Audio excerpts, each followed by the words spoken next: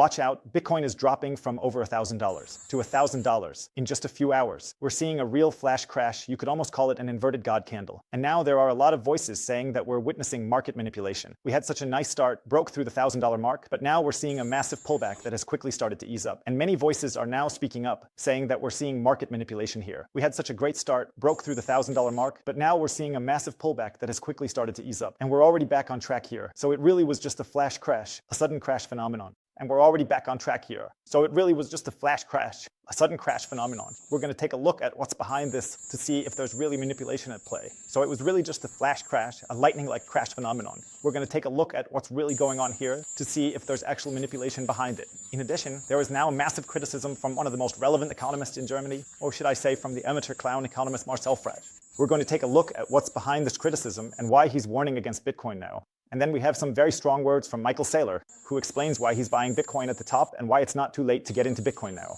It's 2021, and what we have to consider today is extremely interesting and highly relevant. And then we have some very strong words from Michael Saylor, who talks about why he's buying Bitcoin at the top and why it's not too late to jump into Bitcoin now. 21, it's extremely interesting and highly relevant what we have to look at today.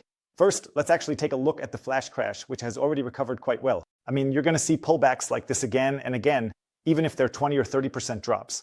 So this is something that can always happen in a bull market. And these pullbacks are actually good. That also liquidates all the long positions, or at least the over-leveraged ones. And that is exactly what we have seen now, that some people here were far too sure of themselves. They were betting on rising prices with leverage, and as soon as some traders realized, hey, there are a ton of long positions here, it became very likely that the whales sold off a lot of Bitcoin at the top, maybe even betting on short positions at the same time, cashing in on their short gains, but then already setting long positions again at the bottom, basically betting on buying prices. And it's always really, really extremely dangerous when people get too euphoric and too excessively confident in a market, going in with too much leverage. You see it time and again that significant cascading effects happen because once you hit a certain mark, approximately around the $1,000 mark, a lot of people started going long with leverage, betting that Bitcoin wouldn't drop below that $1,000 mark.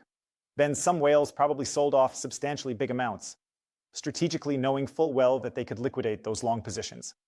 Then there was the cascading effect downward, where the lower and lower positions get liquidated until the market crashes down in a flash.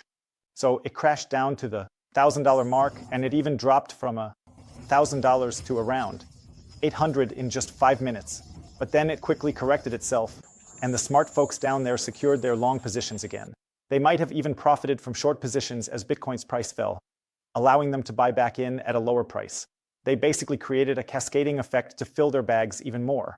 It's not fully proven, but these are the same processes we see when there's a flash crash. It's often triggered by large traders who can look into order books. Sometimes this happens randomly, so I don't know if we can call it manipulation. These are smart people who know the game and positions, and they're taking advantage of the leverage markets. Sometimes this happens randomly, so I don't know if you can call it manipulation.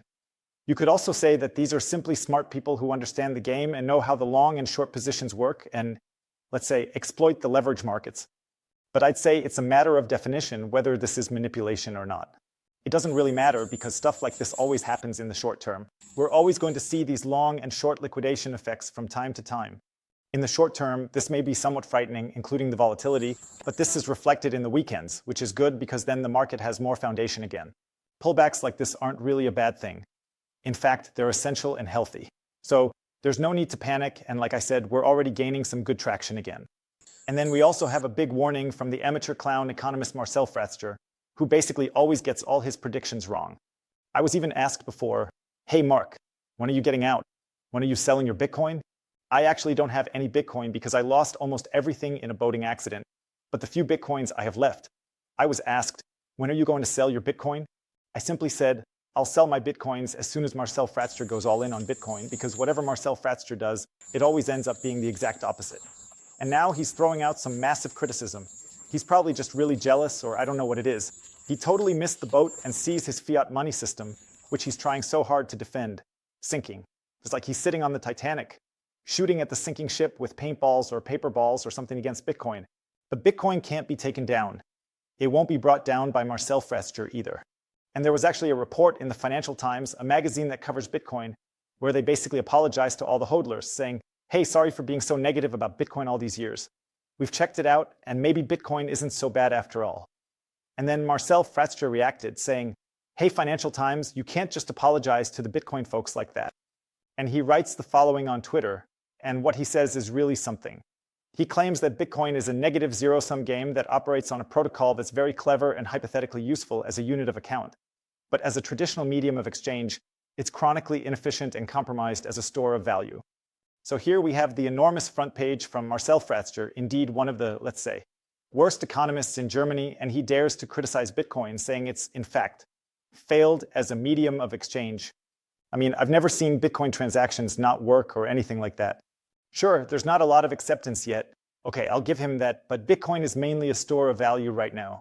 When he says Bitcoin is inefficient, I disagree. Bitcoin can't be compromised as a store of value. The ECB's money supply is compromised, underperforming compared to real estate, stocks, and Bitcoin. Bitcoin has the best properties of all stores of value. Marcel Fratzscher should take a good look at his ECB colleagues and see how the money supply is being compromised there, and how the store of value function is massively underperforming compared to real estate, stocks, Bitcoin, and so on. And Bitcoin simply has the best properties of all stores of value. So we really have absolute censorship resistance here. On the other hand, a transparent protocol that cannot be changed. This means that we have essentially outsourced monetary policy to a computer algorithm that cannot be compromised. People can always be compromised, but how do you compromise a computer algorithm that's based on math and, let's say, cryptography? Of course, Marcel Fratzscher can create a fork, make his own Marcel Fratzscher Bitcoin code, and basically compromise his own version of Bitcoin. But then he'd just be in a network where it's basically just him, Christine Lagarde, and probably Jürgen Schaaf and Binzel sending coins back and forth, creating some cool ECB Bitcoin fork or something that nobody really cares about. That means Bitcoin can't be compromised here because the supply can't just be manipulated. 2001 is driving me crazy because they want to have influence here. They want to change the money supply. And what happens in a Bitcoin standard? Marcel Fratzscher doesn't have a job anymore with economists like that. And you only need chief blowhards like Marcel Fratzscher in a fiat economy. A fiat economy needs a whole bunch of people who stand on stage like they're in Fortnite, acting all super smart, saying, yeah, I have 1,000 bachelor's degrees and a master's degree, blah, blah, blah. I'm ultra smart. I spent 10 years at university giving all these lectures and so on. They act all smart like Ulrika and think they know how to optimally manage the money supply and an economy. But that's a misconception. A money supply or an economy can't be optimally managed by any group of people. The free market is the best tool for that.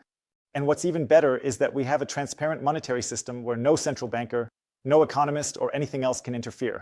There's a clear correlation that the worse an economic system functions, and in the worst case, that's socialism, the more economists we have in the system. And Marcel Fratzscher is just another guy who's always trying to act smart, pretending to be an economist, and then also, let's say, trying to attack other systems because he knows exactly that Bitcoin is cutting into his turf. He's basically on the Titanic, and Bitcoin is the tool that's going to sink the Titanic completely. And I'm telling you, all those economists, the ECB folks, Binzel, Lagarde, whatever their names are, they're all shaking in their boots because they know they can't stop Bitcoin. Bitcoin is way better than their product, and they know they can't improve their product any further. So they just have to tear down other products. Bitcoin is way better than their product, and they know they can't improve their product any further. So they just have to tear down other products.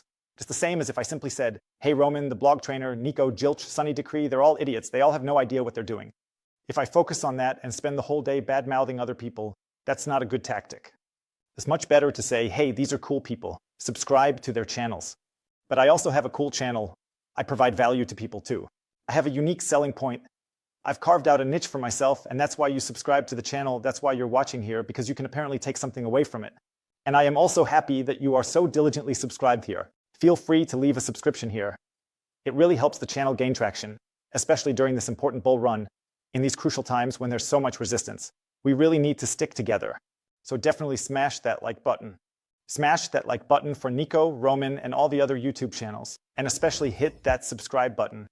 Make up your own mind, compare things with each other, but don't let these clowns lead you around by the nose, telling you, hey, we need a flexible money supply and central banks are great, and Bitcoin? That's just not going to work because it can be compromised. That's just factually wrong what's being said here. But we also have Michael Saylor, and he has some interesting things to say. Every day for years, I've been all in on Bitcoin. Don't sell your Bitcoin. I'm planning to buy more Bitcoin. I'm going to keep buying Bitcoin at the top forever. I joked with Dave Portnoy today. He said, I missed it at 10,000. I missed it at 20,000. I missed it at 100,000. I told Dave it's still under $1 million a coin. You're getting a 90% discount off $1 million a coin. I'm sure I'll be buying Bitcoin at $1 million a coin, probably $1 billion a day. A Bitcoin at $1 million a coin. And Michael Saylor makes it very clear here because now many beginners are asking themselves, hey, should I still buy Bitcoin? Bitcoin, is it too late? And so on. Michael Saylor says, no, it's definitely not too late. He always buys at the top, but you also have to keep in mind, he doesn't say this explicitly, that he always has an investment horizon of at least 5 years, but 10 years is even better.